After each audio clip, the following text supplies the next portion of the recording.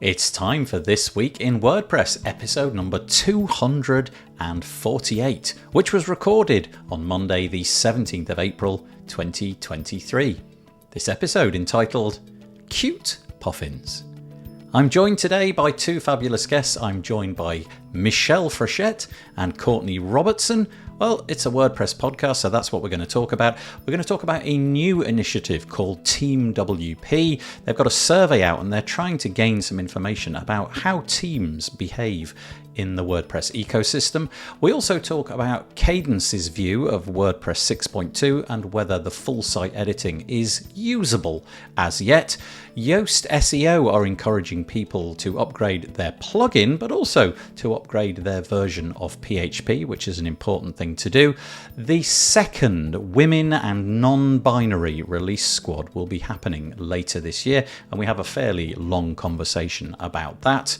Building blocks. The Evolution of WordPress is the follow-up to the first Milestones book about WordPress, and it's completely open sourced on GitHub, and so you can contribute to that. There was, over the last week, a severe vulnerability in the Limit Login Attempts plugin. 600,000 sites need to update. We have a long chat about the Ghost CMS and the interesting way that they're marketing it in opposition to WordPress. We talk a little bit about AI and pop-ups and all sorts of other things as well. It's all coming up next on This Week in WordPress. This episode of the WP Builds podcast is brought to you by GoDaddy Pro, the home of managed WordPress hosting that includes free domain, SSL, and 24/7 support. Bundle that with the Hub by GoDaddy Pro to unlock more free benefits to manage multiple sites in one place, invoice clients, and get 30% off new purchases. Find out more at go.me/WP Builds. Hello, I've got the wrong screen. Hello, there we go, that's better. How are you doing? Very nice to have you with us. It is number 248 of This Week in WordPress. We are WP Builds, and we're joined by two very, very nice people today. They're probably both of them getting up quite early. I don't know how the whole daylight saving thing, because we had that swap over at some point. Is it not that? It's probably got better rather than worse, has it? You don't know. It's 9 a.m. here. Oh, that's not so bad. Okay, I don't feel quite so bad. I'd like to let you believe that we get up ungodly early for you, but it's Monday morning, Michelle. So that was the voice of Michelle Frechette. How are you doing, Michelle? I'm good. How are you? Yeah, really good. I took a week off last week to spend a bit of time with the family. Nice. I don't know what the sort of routine over there is, but over here that day is a what we call like a bank holiday. So last Monday was a bank holiday, and basically everything is shut.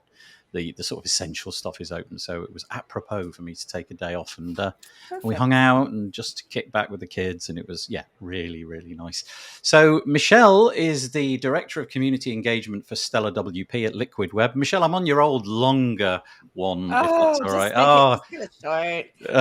Okay, I'll paraphrase. She does tons in the WordPress community. Exactly. She's got a podcast called WP Cafe Talk. She runs Underrepresented in Tech, or she's the co-founder of, I should say, creator of WP Career Pages. She's on the board for Big Orange Heart. She lives in Rochester, New York. She loves taking photographs. She puts them online for free. And you can find out more at meetmichelle.online. How was that? That was good. Good. I'll take it. Thank you. And we've also got Courtney. Hello, Courtney. Hello. It's good to see you. Yeah, thank you for joining us once again. Courtney is an open source developer advocate at GoDaddy Pro, who are our fine sponsors, as you'll see in a moment on our homepage.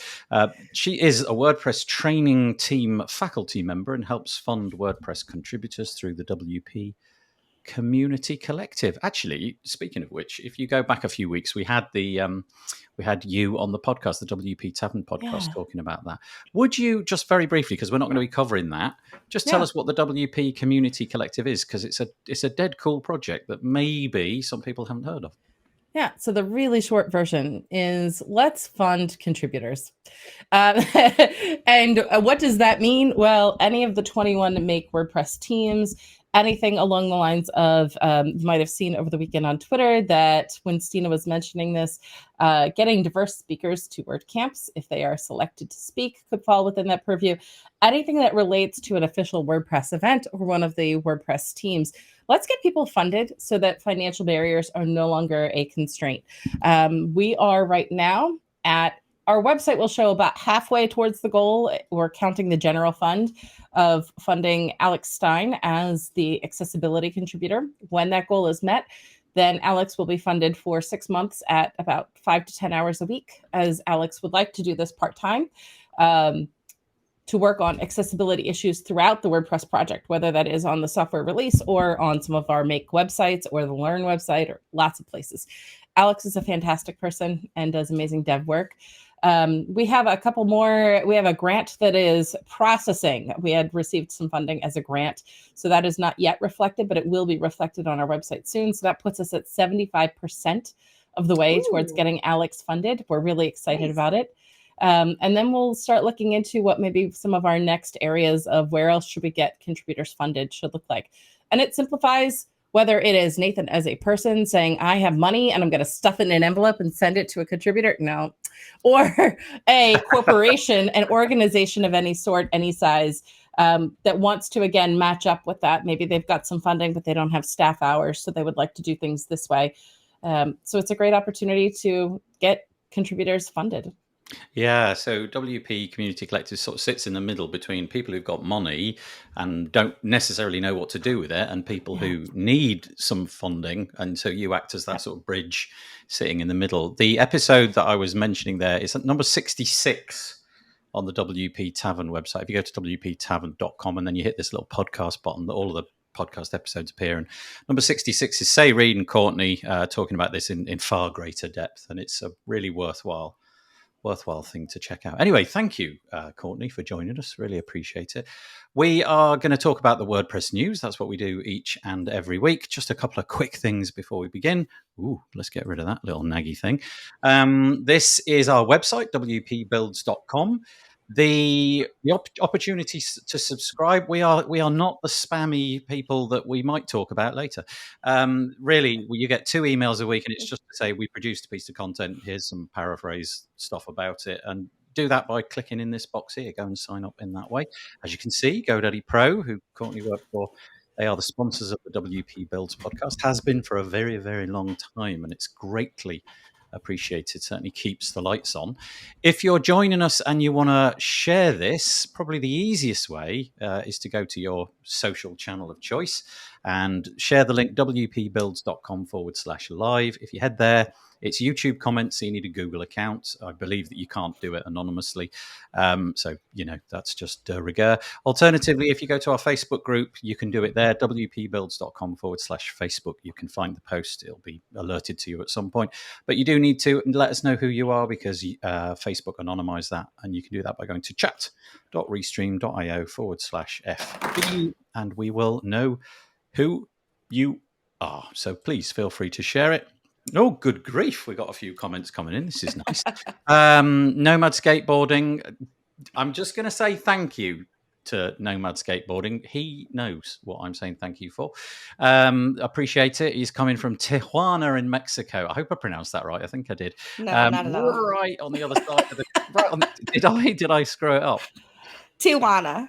Okay, I was pretty close. I'd say I got 80%. On the other side of the world, a true Brit. Yeah. Thank you. Yes, indeed. Yeah, mashing it up. Valencia is the destination at the moment of Pizza Neri. Very nice to see you. Thank you for joining us. Also, this is one of those interesting ones where one of you two, Courtney and Michelle, have paired your account with this app, and it's allowed other people to get sucked. So I appreciate that. That's brilliant. There we go. So thank you. It was Courtney, because I have no idea what you're talking about. Okay. Well, I'm gonna butcher your name as well, so I'm really sorry about it. But I'm gonna say Ahan Sanur. Oh, I'm so sorry about that. But yeah, thanks for joining us. And as always, Peter Ingersoll brings in the weather. He's in Connecticut after a record-breaking heat last week. Nice to hear, Peter. We're back to more reasonable weather. It's a nice 15 degrees centigrade under cloudy sky. 15? We dream of 15 here in Yorkshire. It's about 7 at the moment. There's this Monty Python sketch called The Four Yorkshiremen. Just go and Google it and you'll know what I'm on about. We dream of 7 degrees. We were close to 30 last week, Nathan. 30, which is like 85. Centigrade. Yeah, 30 Fahrenheit. Yeah, we've had a heat wave. I'm sure Michelle even felt some of that. She's between Peter and I.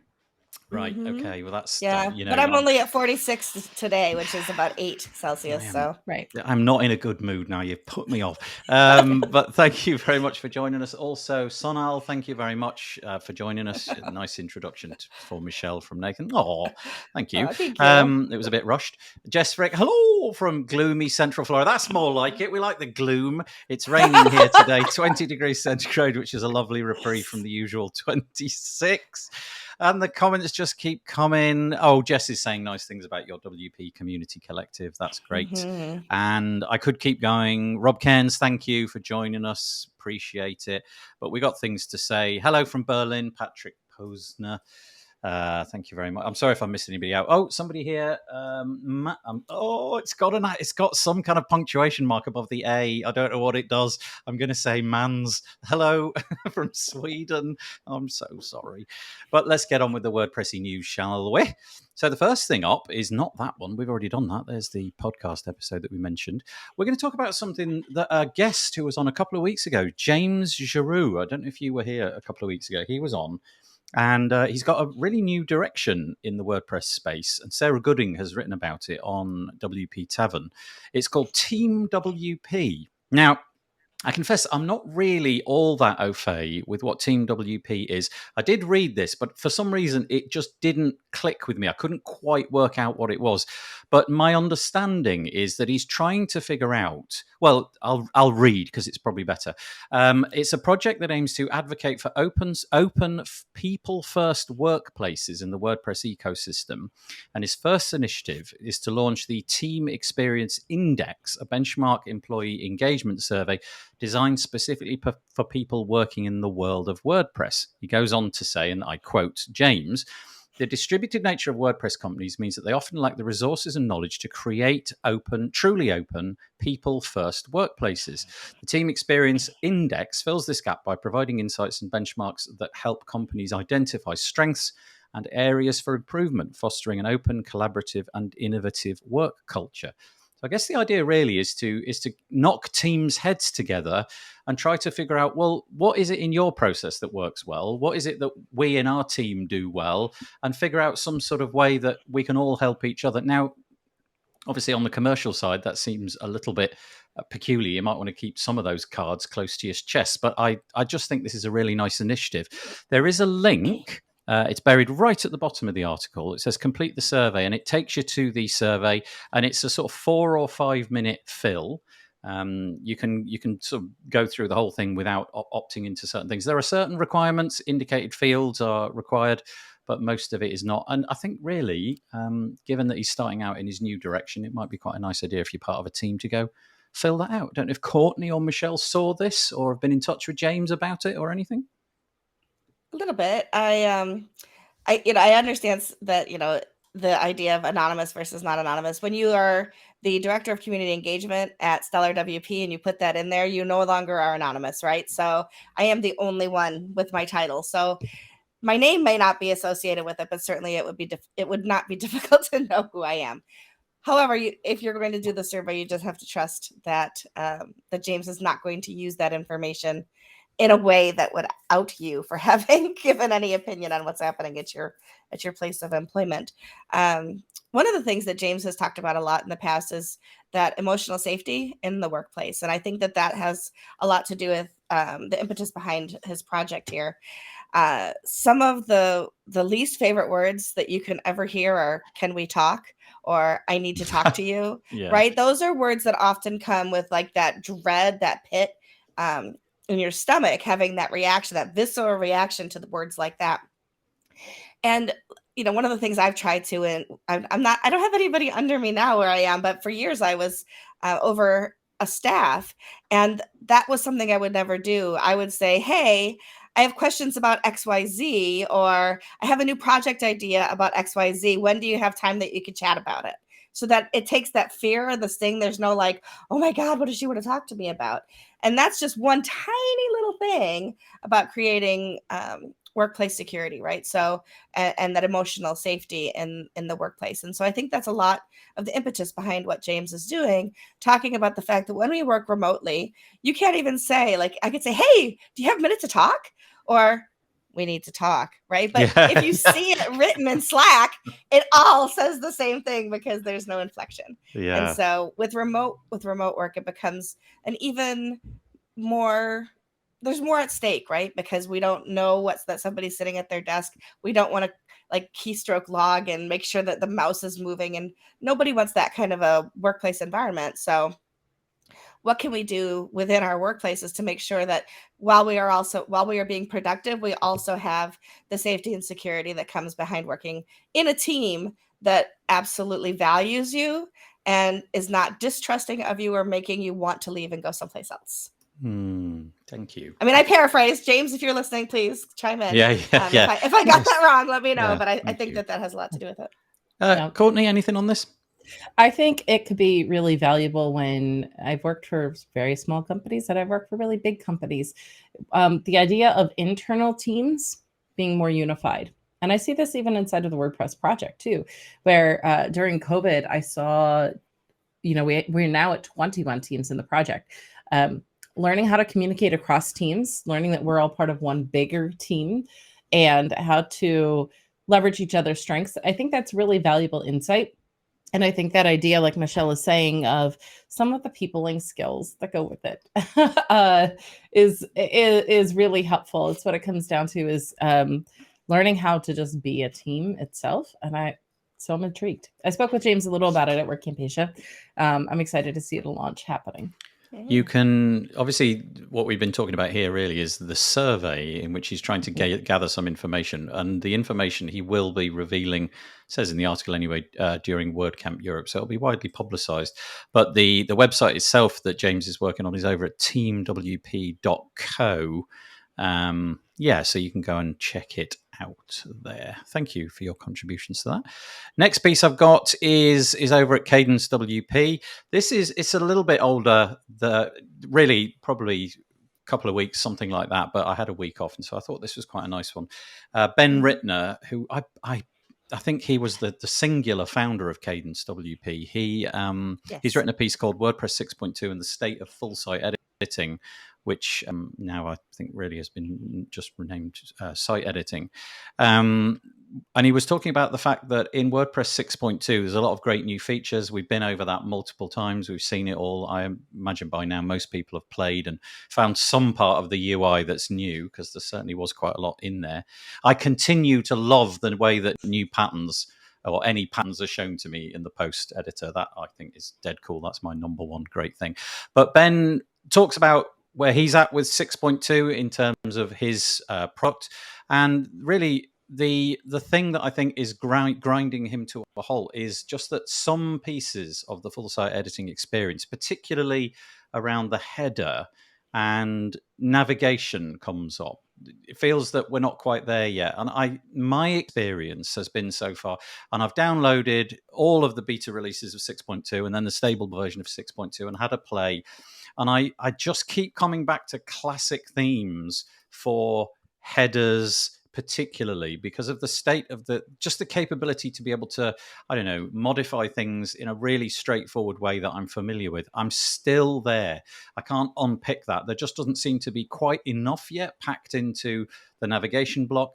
Not in terms of nesting pages and posts and all of that, more to do with the ability to just quickly pick a style, set some fairly simple defaults, and you're out of there and it's done, and it took you moments. Whereas in full site editing, I just don't see that. So that's his little, it's not really a gripe. I just think what he's saying is, let's wait. Somebody somewhere, whether it's the core team or some third-party developer, this is an area of rich pickings. If somebody comes along with an alternative navigation block, think advanced custom fields, which just improved custom fields. We could have the same thing here, couldn't we? A header builder or a navigation block that you can use that somebody else has created. The groundwork has been laid by the project, but for me, at least, it's not quite there yet. I'm going to turn that one over to Courtney first. I think you've got some thoughts on this. Yeah. So one of the things I would say out of the box here is a tip or a trick. If your main issue is literally just creating your navigation menu, go use a classic theme, make your navigation menu, then switch over to a block theme, because you can It's pull there. in Yep. your navigation menus already done from a classic theme. I know that experience of the current navigation block and the whole setup of it is probably the one area of refinement we need the most work in. There were some good advances that were going to come out in 6.2, but unfortunately got punted. Probably we'll see in 6.3, although I can't confirm that yet. And if you're really interested in testing kind of where that's going, if you install the Gutenberg plugin, which you don't have to do, but if you really want to try it out, the Gutenberg plugin will allow you to turn on that navigation block experience that we might see. Other thoughts that I have towards this, I've been creating some of the materials on learn.wordpress.org specifically around the nav block. And so I keep a close watch on what's going on with that to figure out when to revise these things. It needs some more design controls. Yeah, that's what it. Nathan's point was, is that Yep. you need a user interface of design controls for, like, you wanted more rounded effects around the words so that they were almost button-like and things. And so, yeah, we still have some work to clean up in that. And I think even if we're heading into phase 3, that doesn't mean phase 2 work, like the nav block is just going to be left to squander. We have to continue iterating upon that. The other thought that I have is that overall themes are having more options as WordPress issues more releases. Right. Yeah. There are more options to slowly progress what was considered a classic theme over to, that would be a theme that uses Customizer. And think about the default themes before 2022. So those older default themes, they now can bring, we have a way to bring the nav blocks, the nav menus over and interface them into classic. We can also now bring widgets across as well. So they're bringing, and we can also do the theme JSON inside of classic themes. So they're creating these on-ramps so that classic themes can, if they wish to say classic, they can do that. That will continue working. But if they wish to begin that on-ramp towards being a site editor compatible block-based theme, that's a mouthful, then they have some ways to slowly start that process. Because when you've got a massive user base, you can't just quickly pivot. That's a code refactor. You now need to support, potentially both classic and block simultaneously with more variables. And so that creates a lot more user testing in your process of migration. So I'm sure that it will eventually happen for Kadence. It's just that progression is there. Yeah. It's kind of funny. I bet every single WordPress user who's been using WordPress for any amount of time probably has the same thought in their head that I do, which is, why doesn't it do everything that I want out of the box? And of course, the 80-20 rule applies. If 80% of the people need it, it's probably worth putting into core. And the things that I need are not 80-20. There's probably just me, 1 versus 700 million or whatever the usage count is. You're the But outlier, Nathan. yeah, interesting though, that from the product maker's perspective, trying to work out how this is going to work in the future. If the customizer becomes less and less used, which I presume over time it will, then how do you get your product to still have the same features and the same goodies that you've been promoting and selling for years and years and years? Anything about this, Michelle? I think Courtney said it all really well. I work with Ben over at Stellar WP, and I think the world of him. And so I listen to a lot of what he has to say. And I also build almost exclusively with Kadence now. So my sites are in his hands. Yeah, I actually noticed that James's new website is TeamWP.co. His is also built on Kadence, and so there you go. It's very popular. Right, okay, let's move on. We're moving on to an SEO plugin. This is Yoast. So they've recently dropped a new update, the usual arrangement of features. So, for example, you've now got this different preview of the way that your links will look in mobile and desktop. But the main thing here, which I think is of interest to most people, is that they are dropping support for, wait for it, PHP 5.6. Now, I'm praying that everybody who is listening to this show has not a single website anywhere near PHP 5 point anything, but you never know, right? It is possible. There are all sorts of things going on out there. But what they're essentially saying is our plugin, at least from now on, will only be supporting PHP 7.2.5 or higher. Plus, this is also interesting, WordPress 6.0. Now, given the ease of updating WordPress, hopefully that bit at least was a no-brainer because you literally click a button and come back a moment later. But the PHP bit may be a bit more difficult. If you're on a managed WordPress host, I'm guessing you can either get in touch with them or probably select something in a drop-down somewhere to see, let's see if we can get onto 8 point something and test things out and so on. But it's just curious because Sarah makes the point that in the past, Yoast have been actually fairly influential. Sorry, I should have said this is a piece on WP Tavern. Sarah Gooding wrote it again. She makes the point that Yoast in the past have been a real force for change. In the past, they have said, look, our plugin, which is really popular, we are warning you. They had an undismissible warning in previous versions. So this was quite a while ago. I think it was version, it says here, look, version 4.5 in 2017. Their estimated 6.5 million users were confronted with a warning which they couldn't get rid of, saying you've got to update to PHP 7. So although it may be a bit of an irritation if you've got one of these sites, to me, this falls into the actually quite useful use of notifications as opposed to an advert for an upgrade, which most people seem to think is a bad idea. This one is getting people onto secure versions. PHP 5 point anything, that's not the future. In fact, it's probably riddled with problems. So go and get yourself updated, and Yoast are going to be encouraging you to do that. So bravo from me, at least anyway. So over to either of you. PHP compatibility is a big issue in the WordPress project, we'll say. Right now, core itself is not compatible for any of the versions that are currently supported. It is beta compatible, not fully compatible with any of the versions of PHP that are currently supported. So I am excited to see that, and the current versions are beyond 7.4, like 8, 8.1, 8.2 are currently supported PHP versions. So if you're running something that is as old as any of those 5s, my goodness, you need to go into your hosting panel and see what version of PHP that you are running. Do thorough tests with this because some plugins may or may not be compatible with newer versions of PHP. I'm glad to see that Yoast is going in that direction. And there's also a really good plugin that while you are running this live and or testing might be helpful for you. It is the rollback update failure. Seamlessly, we did that, yeah. Courtney. like we practiced that earlier. Maybe. It is not to be confused with the one that looks almost identical that says the word core in it, even though this is from the core contributors as well. This one is so that any plugin, the one that just says rollback update failure, WordPress 6.2 introduced a move directory feature. What this all comes down to is that if you were running a plugin and you went to update it and it did not support the version of PHP that you are running, this would help you gracefully roll back to the last version so that your site stays up and working. Again, don't cowboy code, don't run updates on live production, run your tests, but also this plugin can help gather some of that data for you of, oh, this plugin tried to update and it's incompatible with your PHP, so we're going to roll back to the earlier version so that your site keeps working. So I really appreciate the folks at Yoast doing what they do as far as, PHP versioning, but also they generally have a good, I don't know, I want to give them some praise about the way that they handle things like the environment, the impact that our websites have on the environment. And a topic that we'll cover later. So this is on the screen. Sorry if you're listening to this after the fact, but on the screen, we've got a pie chart which represents the PHP versions, and more than half of it, 53.6%, would appear to be PHP 7.4.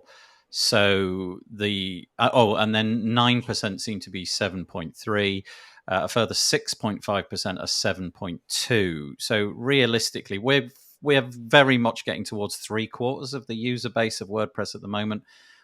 In fact, with the 8.2, 8.1, and 8 thrown in as well, we're probably more like 80, 85%, something like that. So chances are that you'll be secure. But yeah, as Courtney says, if you get this warning from Yoast, which I presume they're going to do again, I don't know in what manner they're going to roll this out.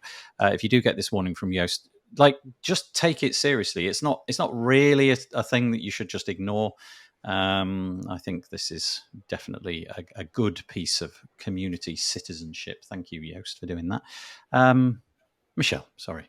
Yeah, no, I agree. I think it's, I love how forward thinking they always are, and that they really do take into account more than just what their plugin does, right? So they think about the whole community. They think about the ecology of what they're doing, and they make sure that what they're doing is supported within, you know, for your website, and so that everything that you're using it on is covered. I think they do a great job.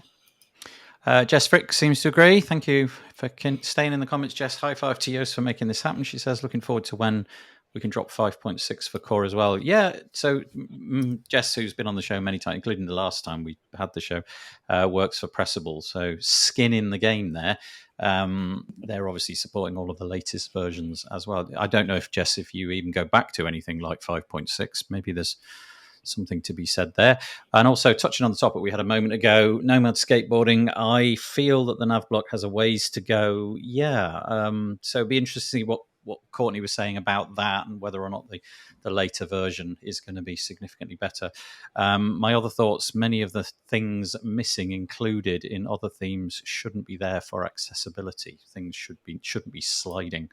For example, thank you, Nomad Skateboarding, and Elliot from down the road from me. Hello. I was in Bridlington this week, Elliot. I went to Bempton Cliffs and looked at all the lovely birds. That's apropos of absolutely nothing to do with WordPress, but he lives where I went, so that was really You nice. should have grabbed a cup of tea together. Yeah, I went with my family, and I thought, Brits no, do? that'll be purgatory for him to watch me trying to encourage my children to stay the course with the birds. You know, when you take small children to something like birds, and you're really fascinated by looking at them for hours, and they've seen 3 birds, and it's like, yeah, Dad, enough of the birds. Let's get home, shall we? I was like, oh, Yeah, really enjoying it. Puffins. Have you ever seen puffins? Mm-hmm. Super cute. not Super in cute little person. things. Now I Yeah. want to, though. Yeah, there's a new David Attenborough show. I don't know if it has made it to your side of the pond. It's called something like something Isles, Wild Isles, or something like that. It's all about Britain this time, and they feature puffins, and man, are they cute! it's like the koala of the bird world. Aww. There's the title for this week: the There you koala go. of the bird world. I'm going to write that down in a minute. Okay, so there we go. Thank you to Yoast. That's an excellent endeavour, and using your clout for good. Great. Mm-hmm. Oh wow! So this is fascinating. So I don't know if you know, but very soon the WordPress, in fact, really soon, May 27th, 2023, is 20 years to the day when Matt Mullenweg and his co-founder Mike Little first forked the B2 project, and WordPress was born. Since then, a lot has happened. And at the 10-year anniversary, a book was created. And I don't actually know if it was a physical book. I've read it as a PDF or something. In fact, the first time I interviewed Matt Mullenweg, I read the entire book just so that I had some good questions lined up. Well, anyway, 10 years have gone since that book was published. And now we're on the second version, if you like. It's called Milestones. Maybe it's Milestones Volume 2 or something. Oh, no. Here we go. Milestones, the story of WordPress, 2023 to 13. The next version that's coming up is going to be called Building Blocks. Very good. The evolution of WordPress. And it's going to span the period since the last book, 2013 to 2023. Now, I don't know if this is something which has happened before or it's really common, but the enterprise of writing this book is a community endeavor. I mean, I'm guessing from what is written in here, they commissioned, and I'm just going to use the word project management's commissioned a book last year to document since the first commissioned work. So obviously somebody somewhere has been paid to sort of steer the project. Regrettably, I don't know who that is, but if you want to contribute, or you think that there's something perhaps missing or that needs amending or what have you, it's all on GitHub. Check it out. There's what a great use of GitHub, open sourcing a book and writing it. So here we go. You can see the chapters are somewhat out of order given the numbering system that they've got, but it basically goes 1 through how many? Chapter 16. Chapter 16 is all about hopefully the next 10 years. But I picked one at random. I just picked the pandemic one because, that was quite an interesting period of time for me, at least. And there it is on the screen. You can see all of the words, all the links provided. They're fairly short chapters. I imagine they're sort of 5,000 words, 5,000 words, something like that. But if you wish to go and amend things, then you can. And open sourcing a book, yay WordPress. So there you go. If you want to do that, the URL for that is over on make.wordpress.org, and I will put the link in the show notes. But it's essentially, the article is by Jonathan Pantani, and it's called Building Blocks, the Evolution of WordPress 2013 to 2023. So you can contribute, provide feedback. So again, open to you too. I love it. I think it's awesome, and I can't wait to read it. Did you read the first one? No, but I didn't know the first one existed, but now I have to spend like the rest of this week. Is it on Audible? Because I would love to listen to it. It should be read by Matt, but no. Couldn't I just listen to Matt read it? His voice can be so charming.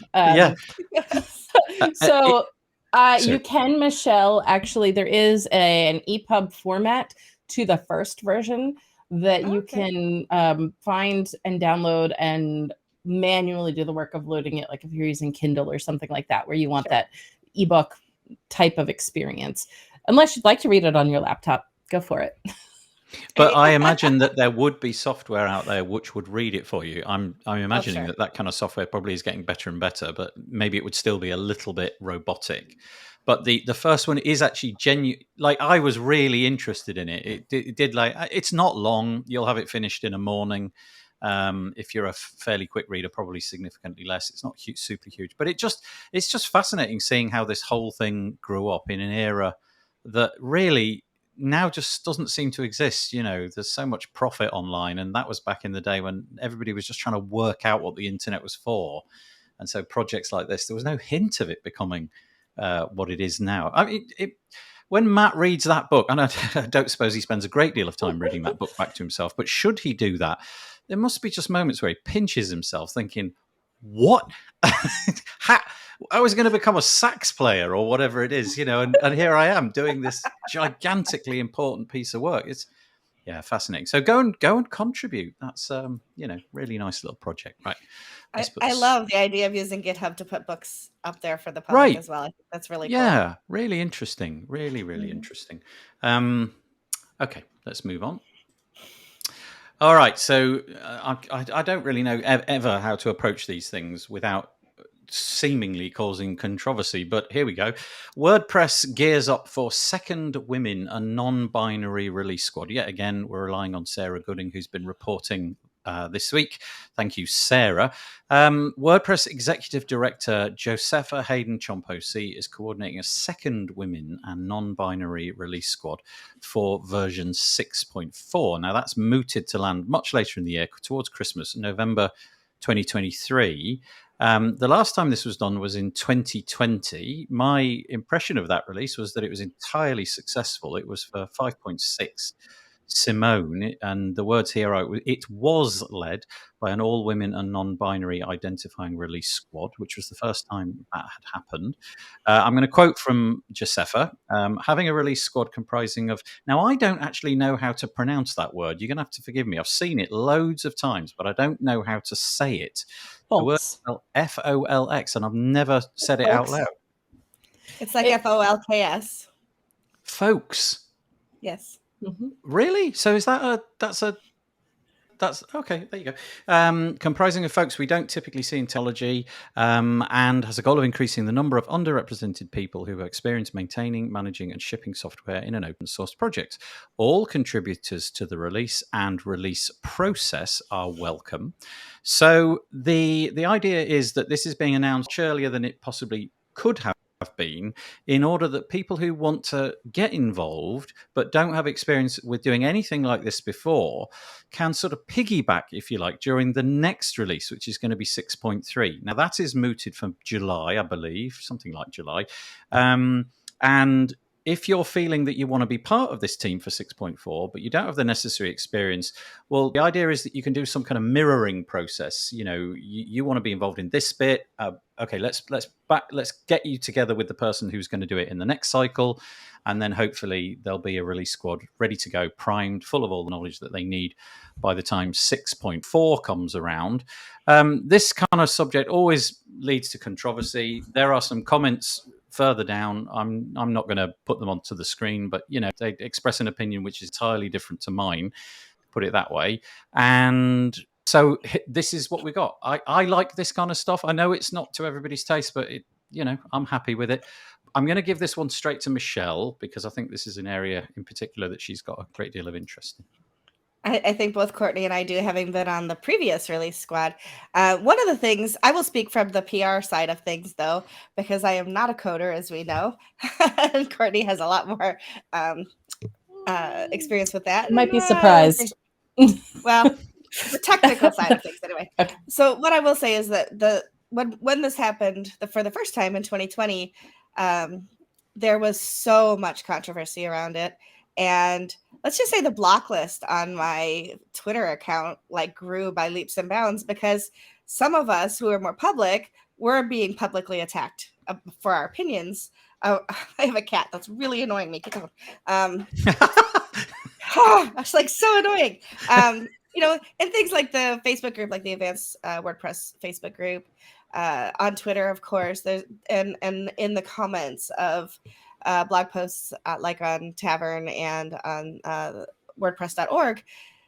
And so, I always say some of us who have thicker skin suffer the slings and arrows of those that like to make that controversy in such a horrible way. But what it did for me was show me who was who in the WordPress community and who was afraid to be who in the WordPress community. Meaning, if you scroll down on that Tavern article right now, and I'm not asking you to do it, but if one were to, the 2 comments that are there right now are anonymized. So at the very least, if you want to come and attack women and non-binary people, have the decency to put your name to it so that we know who to avoid, right?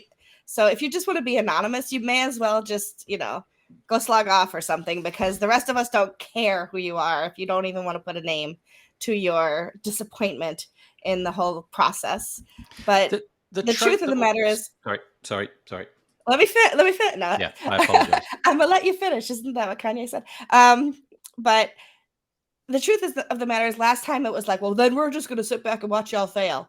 But we didn't fail, right? So there are so many talented people in WordPress that to say, well, this time we're going to ask the gentleman to sit this out does not mean that, oh, that's it, the whole process. The open source project is doomed. Clearly not. And so I just want to say to anybody who's going to come at us with those kinds of comments again, just step to the side, because we're going to be successful regardless of what you have to say. I'm going to drink my coffee now and let Courtney Yeah. That was good. So Michelle and I had the honor of being interviewed along with Ebony Butler. Ebony. I always remember Ebony's Twitter handle, Meddling Coffee, and yes. The first name. Yes. So that's her first name in my head. So I just shared a link with Nathan about the interview that we had. If you'd like to catch the replay of that one, we'll include that for you in the show notes. But during that time, Josepha actually shared with us that her experience of stepping in the first time as a contributor in Core was not as welcoming as it's come to be. And a big way that shift transpired was having the Women in Non-Binary release. So this interview took place at WordCamp Montclair. It was last summer, which is an amazing WordCamp. It's probably one of my favorites in terms of being a small local camp, and the quality of the camp itself was just off the charts. So Josepha had shared her own experience and what led to that first Women in Non-Binary release. And Michelle and I both were a part of that release. I was reemerging over in the training team after taking some years away. And we were on the throes of getting Learn launched. And so my work then shifted into what I had done previously at the events calendar, which is release comms. What do we need to update across all of the things? And what should we focus on? Because at the time, our team was 2 or 3 people because we were rebuilding. And our team had taken quite a hit during the pandemic. And literally, I was just coming back as well. So it was interesting to see how this was all happening. And that was when we had Michelle, correct me if I'm wrong, but I think that release was the one where if you installed the, was it TT1 that we were running with, that you could start playing with some of the site editor features. I think was in that release. That sounds right. Yeah. Yeah. It didn't ship with the default theme that included it, but if you went and got the default, the block version of the default theme. So that was a pretty important release in that regard. And I was working with students in a boot camp trying to teach them, like some of them were new to WordPress, some were page builder people, some were classic theme people. And here we are coming in to test and give feedback because Francesca was asking for some of that feedback. It created a space where I felt like I could speak, because before me showing up at the core channel, I didn't feel like my comments would be answered. I didn't feel that my voice would be welcomed. Like, who does she think she is? Or instead of who does she think she is, devs just being in a dev mindset, and they speak code sometimes more than they speak human. And and so learning how to navigate those waters. And this is one of those things, again, where cross-team collaboration that we spoke of earlier. Here are different teams across the WordPress project that are coming together in a more unified way, perhaps, than the project had seen on releases before that time. And so I'm excited. I was jumping out of my seat when at State of the Word, Laura had asked the question about when can we do one of these again? And Matt's like, yes, we could do one. And Josefa then quickly jumped into action that day on doing it, which was great. So this time through, we're doing for 6.3, we're going to do ride-alongs. I'm hoping to get a mentor so that the training team can have a proper release lead position within the release. So different teams, different areas of the project have, like Doc's team has one. There are people that handle the Marcoms, right? So I'd like to see the training team mature, progress into this so that we have a more clear understanding across all of learn.wordpress.org, what should be updated and revised as close to release as we can, not making promises. That's all about our contributor size and base. But I'm excited about the ride-along opportunity. I'm hoping to bring some other folks along that perhaps not at a release lead role, but just those that would like to start contributing and need that space, need to feel welcomed in that space, that they could join in on that opportunity as well. Is that for you, Michelle, as well, and Courtney? Is that like the number? I hate to try to break it down, but it feels like that is the thing which you're emphasizing above all others. That capacity to make things feel more welcoming. That's kind of, is that fairly near the apex of the reasons to do this? Because a lot of the people who post comments which seem to push back on this, the commentary always goes somewhere or something along the lines of, we need the best team from anybody, which is always the thing which you can say, right? But from your perspective, it sounds like you're saying, look, we're just welcoming a whole bunch of people who are feeling unwelcomed, and this is a good way to do it. Yeah, I talk about underrepresentation a lot, right? And so one of the things that we talk about when it comes to representation, DEIB, all of those things, is making room at the table for people who have been traditionally not at the table. And so in some respects, that's some men, right? So it might be LGBTQ men, it could be neurodivergent, it could be people who are, have a disability in one way or another. But far and wide, it tends more to be women and minorities than it does anything else. And so by creating a release squad that is women and non-binary people, now you have said, not only is there room at the table for you, you're the only ones at the table. Let's make this truly inviting. And oh, by the way, there are so many talented women and non-binary people in the world that nothing is going to suffer in one iteration of WordPress because we have excluded certain men from the process. So if those men think that they are the only thing that makes this the very best release that it could be, they need to check their ego at the door and watch us make it happen. You have a comment in here. I think it's Matt Graham. Forgive me, Matt. I'm not entirely sure. It's over on Facebook, and you haven't authorized us, but I think it's you. Puts in quotes, "We didn't fail." He's quoting you, Michelle, back at you. Exactly, in capital letters. you have an enthusiastic supporter here. Yeah, that's really an interesting topic. Always going to guaranteed to create some, of course, some interesting commentary, let's say. But thank you. I've enjoyed that little part of the conversation. Cameron Jones. Cameron, I've been following you on Facebook. Hey, Are you in the UK yet, mate? Have you arrived? He's off to live in Brighton for 6 months in the UK. Oh, cool. And I think the last post I saw, he was in an airport halfway, and maybe he's made it. Does that mean he'll be at WordCamp Europe this summer? We'll be enjoying the gloom of the United Kingdom. You're going to live to regret this, Cameron. 6 months in the UK. What were you thinking? Right, let's move on. Thank you so much. He says he just got off the plane. Oh, geez. No way is he doing this. No way. Cameron, put the phone down. Go and get a drink or something. Oh, I look forward to seeing you at WordCamp Europe. Oh, that's great.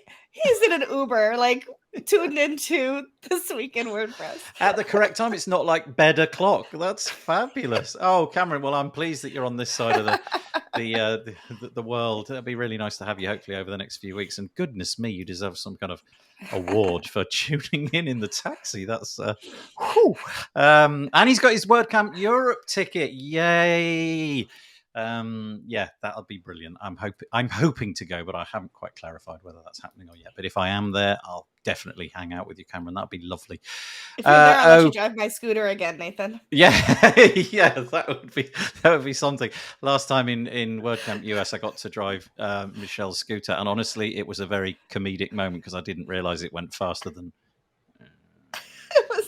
I had it set on the turtle speed because I was afraid he'd hit the power and like knock it out all the servers in the restaurant. That was great. I really enjoyed that. Okay, so Courtney dropped in an article just at the last minute before the show began. So I am actually just going to pass this one to Courtney. It's entitled, it's by Marius LJ. And it's called Request for Input Support Stats. We're not going to dwell on this for too long, but Courtney, what were you thinking when you dropped this in? What was going in your head? So always recognize that our folks that handle the support forums on WordPress are volunteering. Whether they get to volunteer on company time or not, they are volunteering. That said, if you work at any plugin company, you get stats about how many things were completed, how many issues you solved that day, both as a single person and as a whole team.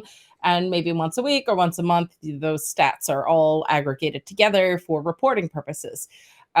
What this proposal is seeking to do is have more of those stats for our support forum moderators. And it looks like a little bit further down, they're going to use a widget to sort of show what that looks like. But the bullet posts that are there are some of the ideas of what things they might want to have some stats about. And I thought this was really interesting, something that plugin and theme developers, those that have support purposes. So if you work at a plugin or a theme or you've created one, whether you're employed or not, you can nominate people within your plugin to be your official designated responders. And it shows a little badge beside their name when they're responding. But I thought that idea of the support forum team coming in and having some of the same stats, like the comparison between themes, plugins, general global forums, and a given time frame. I don't know if that's going to dig into compatibility that one with the other might have. That would be kind of interesting. But also some like how many users got blocked. If we're seeing lots of users getting blocked, I know that the support forums face sock puppets, which are bots basically that are set out to spam the heck out of the forums. Any reports of topics handled in a certain time frame and how many things were resolved in a certain time frame. So it might give us ideas about when the forums are the most active around the globe, being that we're a 24-hour community. When do we see spikes? Those might be the times that we would like to see more volunteers present, more contributors available. So I like the idea of there being some stats. If folks have other ideas for stats that might go in there nicely and you can envision a way, please go leave a comment on this post. I'm sure that the support team would thoroughly appreciate that. So you're on make.wordpress.org. I will drop the link into the show notes, but it is called, you can Google it probably by now, Request for Input Support Stats. And yeah, they would like your feedback. So they've got 4 suggestions of possible things to drop into that right now, but they're looking for some more ideas. Courtney, I don't know if you know, was this as a result of some WP drama? Was there something that happened which led to this conversation, or was this simply? I love how I use WP drama like a noun there. Or was this? Or was this just philanthropic? Somebody thinking actually this would be quite a nice idea. I have something in my head which is saying there was something which happened last year which kind of led to this, but I could be wrong. Yeah. So the thing that happened last year, if you're going to mention WP drama, Jess in the chat mentions that you should say controversy in the way that you say it, not the way that the Americans say it. Oh, controversy. Yes, she likes when you say that way. Yes, not the way the Americans say it. So there you go, Jess. I managed to get that in for you. So a year ago, we saw that the stats about daily downloads was limited on plugins, right? And so I don't know that this was specifically related to that. There is a lot of requests for improvement of the support forums, and it's not so much about the team members that are answering the issues that need to do that work. It's kind of more around the idea of this is infrastructure, this is website maintenance type of things. We're upgrading all across .org, but there have been ideas. If you talk to some of the long-standing contributors in the WordPress project, Marius certainly is one of those. Jan Dembowski, who lives in the New York area, some folks in that area might know Jan from camps. They have some really good ideas of what they would like to see done to improve things. And if I look at the features of the support forums over the years, there hasn't been a lot of added features in that area. And so I think this is probably just stemming from, no, this would actually help us with some additional goals and might also help the plugin and or theme community as well. Yeah. So once more, the post is called Requests for Input Support Stats. I will link to it in the show notes, which I push out tomorrow. If you want to get the show notes, by the way, I keep talking about the show notes. You can find them on the wpbuilds.com website. You're just going to search for this episode 248. Or you can do the subscribe thing like I mentioned at the beginning, and you'll get them in an email instead. So, Michelle, anything on that, or shall we press on? Let's press on. Okay. Indeedy. Let's do a bit of security. We don't really touch on security all that much because I feel it's really often way above my pay grade. But I think the primary focus for us mentioning security is just when something big comes along and it's worth alerting people to the fact that really this is fairly catastrophic. And this one is a fairly big one, more in terms of its reach than its actual likelihood of happening to you. So in this case, this is over on WordFence, but almost every security outlet, including actually, I believe even like the BBC in the UK picked up on this one because it was that big. I mean, 600,000 websites is a fairly big footprint. This is if you have the limit login attempts plugin. Essentially, it does what many of the security plugins have as an option. It will limit. So if somebody is constantly trying to log into your site, you can block them based upon IP address and probably some other criteria. It's obviously a very popular plugin. The version that you need to have is 1.7.2. So if you believe this is lurking anywhere in your website arsenal, then go and check it out. 1.7.1 and before is vulnerable. There is a fairly constrained set of settings that you needed to apply within the plugin, which mitigates this quite a lot. And I can't remember what they were. You had two. I can't remember, to be honest with you, but it's in this article. But there were two things that you needed to have in conjunction with each other. And the chances of that were, I guess, fairly strong, but not necessarily there. Needless to say, go check this out. The fact that it was broadcast on just general media meant that important. There was a few other stories, but nothing with quite the reach of this one. Shall I just move on? Is there anything to add to that? No. Just always stay vigilant on your. There you go. Keep updating. Actually, interesting conversation. I do my plugin updates daily, including at the weekends. I log in. I've got software. In my case, I use main WP, but there's all sorts of other ones, right? But it's a daily event, sometimes twice daily. Just if it gets to 5 o'clock and I'm a bit bored, I'll go in and click update on them all once again. But that just seems like a good schedule to me. I know people talk about doing this weekly or what have you, but when something like this comes around and is being possibly exploited in the wild, daily to me seems like the perfect regimen, especially as I'm sitting next to a computer. Just feels like the right thing to do. So, okay. So we love WordPress, right? We love it. It's great. it's not to say there aren't some rivals, because there are. Ghost is a rival. I've never used this, right? But I found this one to be quite interesting. Now, I'm just going to guess. I'm going to go to wordpress.org, right? Let's just see how we do with this. I'm going to guess that they don't mention on here any other CMSs. Maybe that's because of market dominance. WordPress is de facto the CMS that most of the world is using. But I am fairly sure that there won't be too much in here about we are, in comparison to this, that, and the other thing, we're better. It's just about what we do, right? Here's what the product is. Download it. Buy a T-shirt in this case as well. But I just find it curious when a company want to do a sort of a slight hatchet job on WordPress and make comparisons. Clearly, that's what they want to do. So this is a commercial CMS. And when I say commercial, you can see the pricing. Let me just open that up. Oh, I've just opened it up and then immediately closed it again. That was clever. Starts at $9 a month, goes up to sort of $200 a month, depending on how many visitors and how many users you've got, and Zapier and all those different kinds of things. Anyway, the point is you have to pay. But I just find these things kind of interesting. So there's a whole page called ghost.org/versus. I'm guessing there's a whole bunch of other ones. And then it's /WordPress. And in it, they list all the things which, you can imagine it, right? It's just all the things which Ghost is great at. And then all the things which WordPress is rubbish at. So as an example, they say that native SEO, I don't even know what that means, but native SEO is available in Ghost. You've got memberships, paid subscriptions. There's a global CDN. You can do email newsletters, secure. It's fast.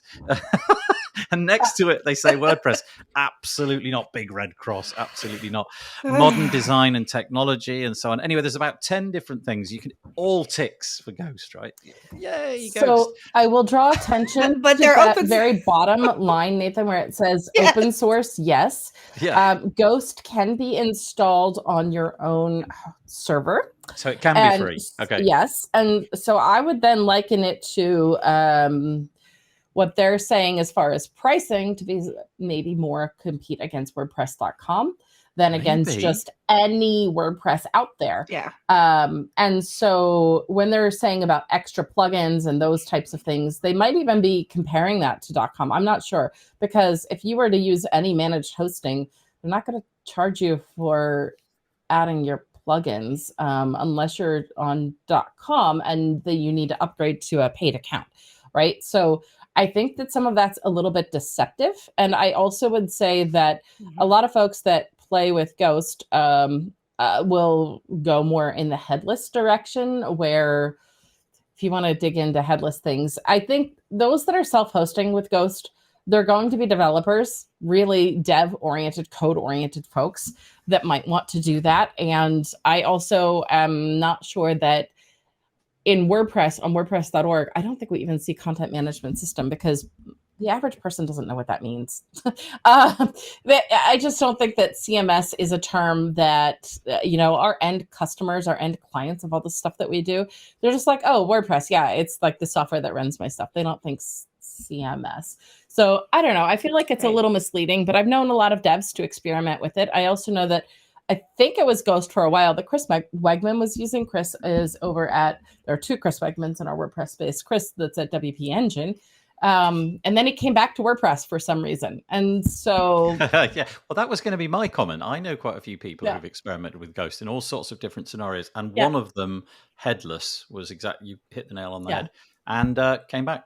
WordPress, it just easier, more stuff to do. I just thought this was quite curious, So essentially what they're trying to say is that WordPress is not only feature poor, which of course it is. We've done the 80-20 conversation already. It's supposed to not do a lot out of the box. You're supposed to, add other things into it should you need them. But they're making the point that, you're going to be spending, honestly, it really does look like $1,000 a year or something along those lines. Yes, you can if you wish to, but you can get a long way. A really long way with free things. And so I don't know. I find this sort of stuff a little bit disingenuous when I read it. But yeah, go and try I don't Ghost, I think guess. some of those features that it says that it has, like, built-in newsletter, CDN, all of that. I question if you roll that on your own hosting plan instead of going through Ghost's paid plan, if those features are all still there. Interesting. Yeah.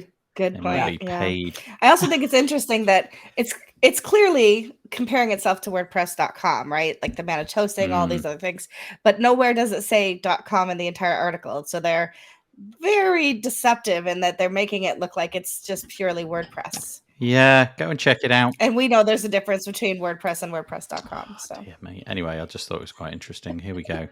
So look, if you've got 10 million views, you can save $24,000 annually if you use Ghost. I'm sure it's brilliant. I'm going to get that caveat in quickly. I bet it's fabulous. But anyway, this kind of marketing is not for me. Just tell us why you're really good. You don't have to trounce everybody else in the process. So there we go. Okay, speaking of really, I'll just do a couple of quick comments and say the word controversy once more. Because why not? And Panther Pro, who is also British, I don't know if he is or not. Oh no, he just says the British pronunciation of controversy. Yeah, we say beta, and you say what do you say? Yeah. Beta. But it's like BED, isn't that a D? Beta. I'm gonna get in trouble here. I shouldn't be. But it's not even the TD sound; it's the and A sound that you beta. I'd have a nice cup of tea with. In Greek, it's actually beta. Better. So there yes. Which is ironic because typically, better software is not better. Okay, there we go. No, but that's where the word alphabet comes from. Was alpha and beta. In the Greek alphabet. Yes, of course, yeah. 9 credits of Greek in college paid off. Yeah, for this one moment in your life, and you've got to say that. Back to the limit login attempts plugin. It's ironic, says Rob Cairns, that a security plugin gets caught up in this mess. I hadn't really thought about it from that point of view. Cameron, he's in his hotel room, by the way. We can all relax. He's not that mad. He's in his hotel, hopefully lying down. He's an update monthly kind of guy. That's interesting. Honestly, Cameron, I couldn't do that. I literally would be panicking. There'd be like total panic. But he does say that he gets all the vulnerability reports coming through to him, and if there's anything that piques his interest, then he updates straight away. I guess publications like WP Builds and all the other ones that you can sign up for are helpful, and RSS feeds for things like iThemes and WordFence and Securi. If you get those in your RSS reader, then you get them as quickly as possible. Deceptive marketing and pricing, Andrew Palmer says, in WordPress is very prevalent as well. Yes, you're right. And that's a good point. Thank you, Andrew. That is a good point.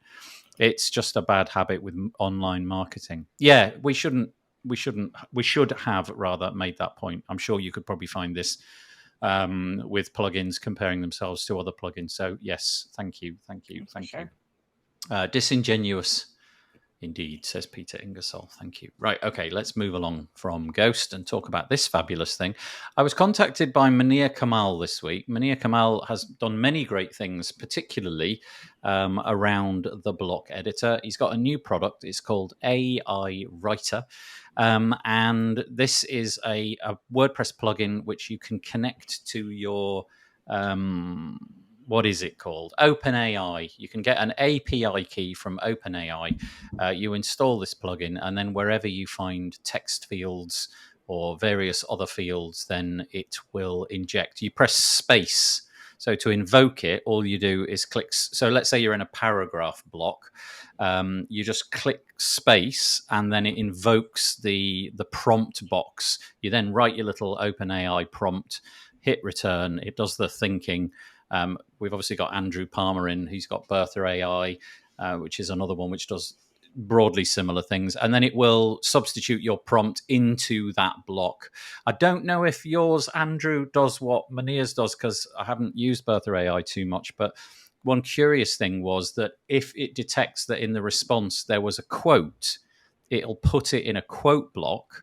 And if it detects that something is ought to be in a list, it creates a list block. So instead of it all being one paragraph, it'll be paragraph, quote block, list block, back to paragraphs again. So it's quite curious in that respect. And Andrew, please just tell us if Bertha AI does that kind of thing as well.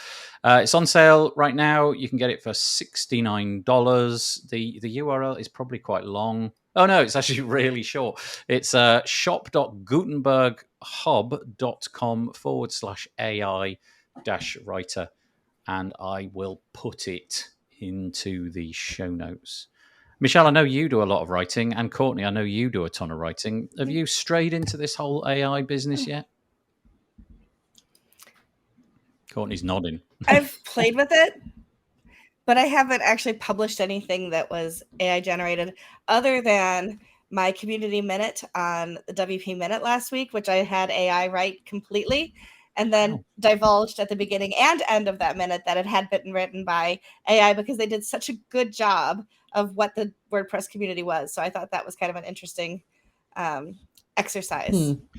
But other than that, I haven't used it for writing yet. I have used it for writing when I'm doing things like my speaker bio. I get awkward about writing speaker bios, but if I feed it like, here's all the stuff, now can you say it in a better way, where I have to provide quite a bit of information and I just list out like, here's the stuff I do. Can you put it together in a way that makes sense for me? I love to use it for things like that. And I also, I like how Andrew says, Bertha doesn't do that yet. Yet. So I have also used it for a little bit of like code feedback. I don't use it for blog post writing. One of the things that I do want to draw attention to, though, is that you're buying, in this case, you would be buying the plugin, plus then you would have to provide your own API key. Right. And that is to, I've heard Morten say a couple of things in the past week that are really great. Morten Rand Hendrickson. A lot of people in the WordPress community know Morten from doing the LinkedIn Learning videos about WordPress. Yep. LinkedIn is, he is mostly moving on to other parts of web dev these days. But he still has some really great insights. One of them being that a lot of folks are mixing up ChatGPT with anything that is AI. Like we call, some people will refer to vacuuming as hoovering, or the Americans will say Kleenex instead of tissue. There's things like that. So we're starting to slip into this. ChatGPT is everything that is AI chat writing style things. And so you have to think about, if you're writing posts this way, one, the Yoast folks, or Yoast DeValk himself, has called out a bit, and Taco as well, about the consumption of resources that AI writing plays a part in. So you want to be mindful of that. Also, you could go into, you have to have an open AI key, even if you're paying for ChatGPT. You need to have an open AI key if you're also going to provide that key into some of these tools. Pro tip, go set a price limit of how much you're willing to spend, and the AI will stop you if you don't want to just completely deplete your bank account while you're experimenting around with things. So do that. And over the weekend, the other thing I was going to draw attention to from Morten is that he set up a pull request for Agent GPT. There's some more GPT goodness here. Auto and Agent GPT both. Auto is like you do it yourself in your terminal, and or you build things with it. Agent GPT is a browser-based user interface for AutoGPT, basically. Morten made a way that he submitted a pull request so you could use GitHub code spaces and quickly fork it. Neither of those give you the code yet. ChatGPT or OpenAI's Playground will give you code back. Both of these, you might have to prompt it, but the idea of Agent or Auto is that you can tap into a bunch of APIs and you can run a series of things. So I really like the idea of where AI is taking us, but be mindful of the cost of resources that you're using, whether that's your personal bank account or the environmental impact of all of this AI work. Oh, right? Good mention. That's what I've seen. Nice. Yoast DeValk and Taco kind of elevating is like, think about the cost of the environmental resources, the computing power that you're now powering in such a rapid fire succession, and what that impact is. So I like the idea. I like that this one's going to be, Bertha generates code now. That's awesome. So I like that some of these options for WordPress are starting to make the work of pick the block for me. Just put the right thing in. I like it getting over mental blocks. Like writer's block is almost a thing of the past, or my aversion to writing my speaker bio. I like that it can help me overcome these perceived barriers in my head, but I also want to be thoughtful about what that's doing to the planet. Yeah, that is a really good point. So let's deal with your speaker bio first. Is your prompt, do you put in, give me back a bio, here's the things I do, and then it comes out. So you just feed it the bare bones of what it is that you do, and then it pads it, puts it in some kind of order, Yes. filler words and all of that. Okay, that's and you can tell it like shorten that up or make it longer, or don't use the word that you gave me. You can go back and forth with it a bit to get it where you want it to be. I have a Mac app called Short Circuit, which is new. It's in beta, and it's I'm sort of testing it out, and it's the same principle. You plug in your OpenAI key, and there's this nice thing on the right click. So once it gives you something back, so especially if you've asked it something factual, you right click and it says fact check. And I really like that because then it just takes you to, it just opens up a tab for all of the sources that it used to gather that information. And then it's up to you to go and see whether, typically it's Wikipedia, funnily enough. I've asked it stupid things like, what's the population of such and such a country, or what's the capital of something which is really easy for me to figure out. Nothing about modifying genetic engineering with CRISPR or something like that, so it was easy for me to check, but in every case so far it's been completely accurate. I guess maybe as I got more complicated it might be more difficult to trust, but okay, thank you, Courtney. Michelle, anything? I just think, I when it first came out, I played with it a little bit. I asked it to write my bio, but just by giving it my name, and that was it. And it got a lot right, but it also had me working for a company I've never heard of before. So, Michelle, what it was actually doing was, it's that clever. It knows where you're going to end up.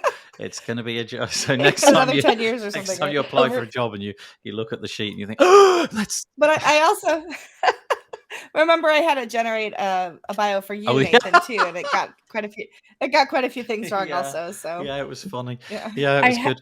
Over the weekend, I had a chance to experiment. I got access to Bard, which is Google's version of things. And I asked it what's the current version of WordPress, just to gauge how current its knowledge information is. And it told me 6.1. And then I said, are you sure? And it looked again. And then it told me that WordPress 6.4.2 had been released in June 13 of 2023. So one, it's ramping up the production of WordPress. Two, it made up its own release date. So WordPress, we are embracing AI, but it's not always correct. So use it, but fact check. You've got to click the fact check on it. But that I did find that to be a really useful feature, because with one click it just opened up 4 tabs that it obviously compiled this information from, and that was enough for me to sort of check through, and I thought that was quite good. So thank you. Andrew Palmer made the point that Bertha can now generate code for you as well. But Peter, back to Courtney's point, power consumption. My understanding, and Andrew can probably speak to us about this, because he's probably paying the bill. My understanding is you need a computer with a lot of grunt, shall we say, in order to make these kind of AI systems work. It's not something, maybe that was more on the stable diffusion image creation side. I don't know, but do think about that, I guess. Don't, like me, go writing what's the capital of, I don't know, Burkina Faso or something like that. By the way, Burkina Faso has the best named capital city in the world, just so that you know. Its name is Ouagadougou, which is fact. It sounds like something that came from my kids are really into the face of it's true. Bluey. It's true. It really sounds like something from Bluey. Go and check it out. It's got the most unusual spelling as well. Right, okay, there we go. Thank you for the AI chat. Let's move on. Let's go to pop-ups, right? It's I think it's fair to say that nobody ever liked a pop-up. And yet my experience at the minute is that this is getting much, much worse. So we're moving away from WordPress a little bit typically, although not so much because you're building websites and you're probably making decisions about this kind of thing. I am sick to the back teeth of pop-ups. I truly am. I am that guy that clears out all my cookies periodically just so that I get a sort of, I don't know, maybe it's once a week or something like that. So every time I go back to a website, I have to go through that consent process for cookies. I mean, obviously there's some good uses for them, but things like cookie pop-ups or pop-ups where I just scroll the mouse out of the viewport with the intention of closing the window and all of that, and you just get in my face and I can't find how to dismiss it and all of that. I don't know if it's just me, but I don't think it is, because The Verge this week have put an article together called The Revenge of the Pop-Up, with a subtitle of "Nobody Wants Them, Nobody Likes Them. Why is the worst UI element of all time ubiquitous again?" And I think that's right. They kind of came in, they kind of went away again, and now they seem to be all the rage again. And my point is not only from an accessibility point of view, because I don't actually know this, but I imagine there's an awful lot of pitfalls that you could fall down in terms of accessibility, dismissing and tabbing into them and finding the close button and so on. I just want them to go away. Basically, can we all agree to get rid of the pop-ups? Can't you? Can you be in charge of that?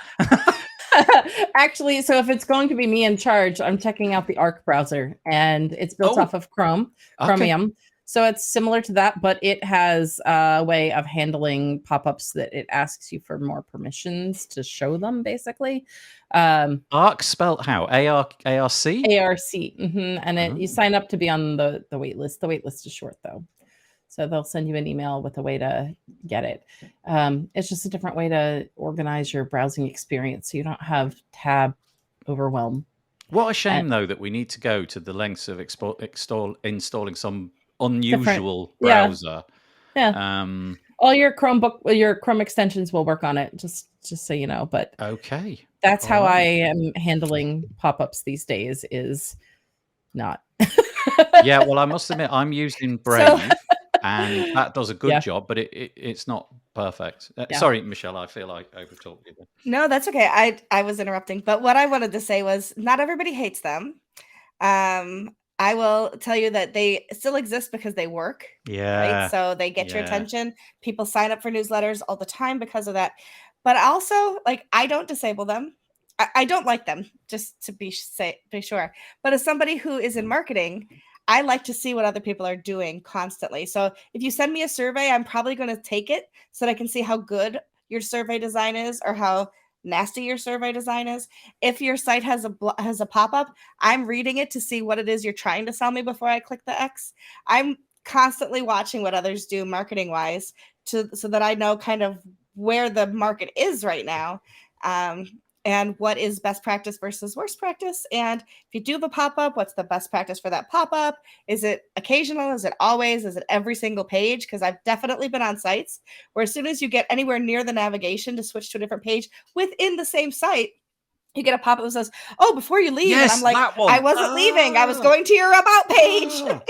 I mean, it's literally like you're in a store. It's just interesting. And you're about to, like, you've gone into a shop to, I don't know, you're browsing some clothes or something, and you've decided you don't want to buy any clothes, and you get to the door to leave, and some dude comes like, "Hang on a minute.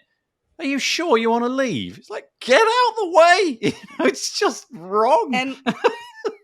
And pop-ups on your phone are even worse, right? Especially if it's not right-sized for mobile and you can't get to the X to X out, so you're just leaving the experience altogether.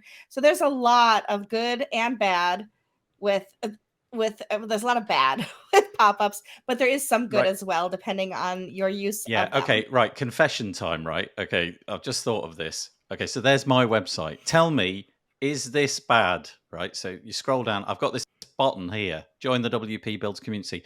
It's a pop-up, but you have to click the button and then you get that. So that was a pop-up, but you had to click the button. So I thought, well, I'm saving you reloading another page to fill out a form. Is that bad? Because Peacher in the comments has said pop-ups should be dead in capital letters. There's no equivocation. Well, is it accessible? What do you think? Does somebody know that a pop-up's going to open when they click that button? No. Is it accessible? No. also it's over a parallax, which is also not accessible. So if you want to, we could dive into your website, Lord. Nathan, but perhaps we shouldn't. Yeah, and another Michelle and Peach We'll both. we'll take it offline. I got a comment today because I released a podcast this week with Nick Steenhout about accessibility. I got a comment. I believe it was on Twitter saying, "Can you sort out the blue in your footer?" Because apparently that's really bad, and I feel terrible now. So I am going to make it a point to go and solve a bit of this stuff. Okay, so all right, so sorry. I need to try harder. I did. I completely confess that I'm rubbish. Anyway, go and wrong one. Go and read that article. It resonated a lot with me, even though I've got a pop-up. I kind of felt that I got out of jail a bit free there, but maybe not. Speaking of pop-ups, this is interesting. Cameron says he's obviously in the UK now. Speaking of pop-ups, I've seen way more cookie pop-ups than I've ever have before in the whole hour that I've been in the UK. So maybe that's genuinely a problem for me in the UK that you guys are not having, because almost every website that I go to, and Cameron, you'll find this, the first time you go, like 90% of websites will have one of those pop-ups saying, like, what do you want to do about cookies?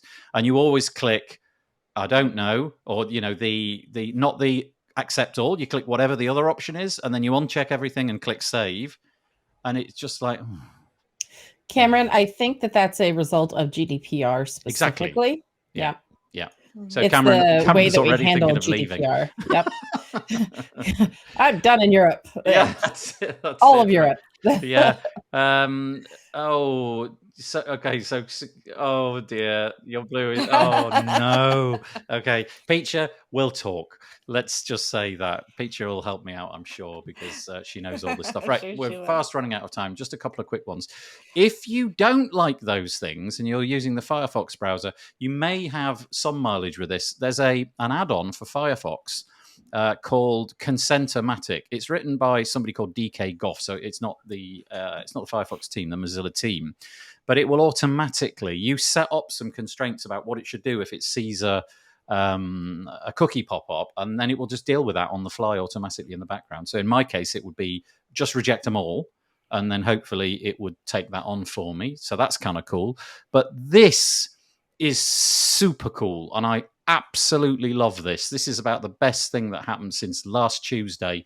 This is that Mozilla, the Firefox browser, every default version of Firefox from now on is going to store cookies. I think I've actually got the wrong tab open, which is a bit unfortunate. Never mind.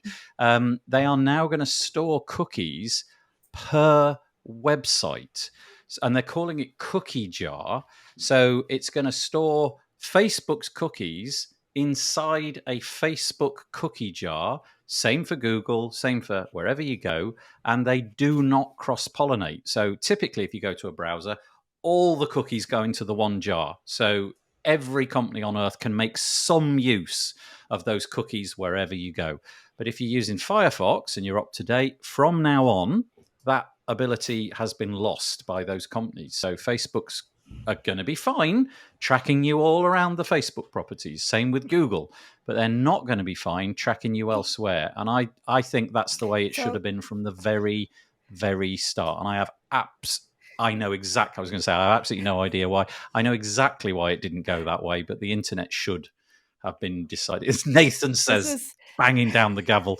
That's how the internet should have been.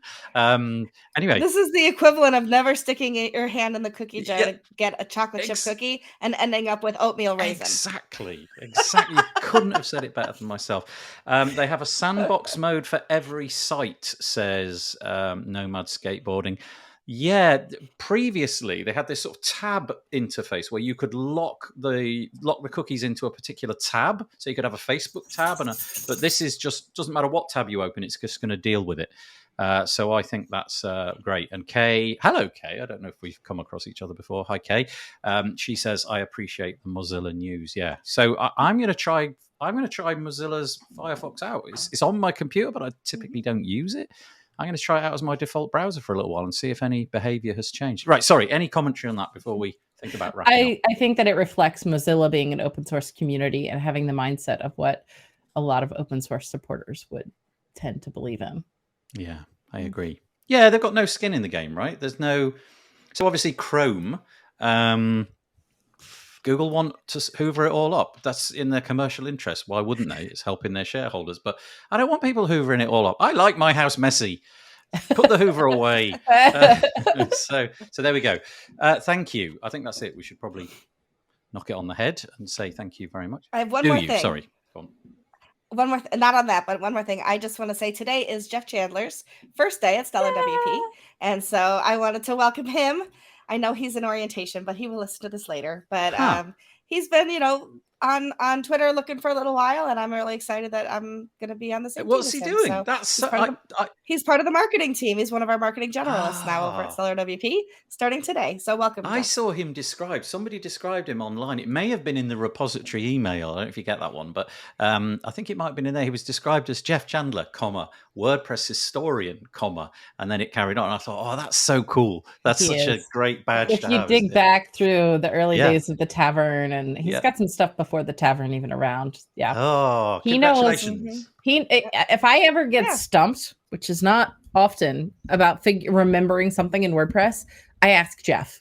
Yes. Because Jeff knows. Jeff knows. Jeff knows. That's great. Oh, I'm so pleased about and Courtney, that. he'll be at Buffalo. So Courtney and I will see him at WordCamp Buffalo next month. I haven't been in person with him since I think 2016 at WordCamp US. So it'll be good.